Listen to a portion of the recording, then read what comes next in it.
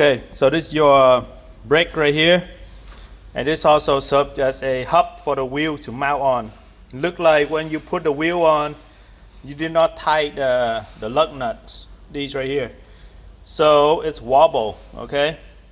I'm holding on to this and I shake it to see if the hub is moving on the spindle. Look like it's not, and I'm looking at the grease. Look like the grease is fine. There's no problem there. You see that thing, the black thing right here?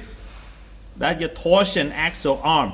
Okay, it go up and down, and it twists the bar. Okay, that is where the spring come from, the bar twisting. Right now, the arm look fine. The spindle look fine. The only thing you get is these bolt right here need to be replaced. The only concern is, see that hole?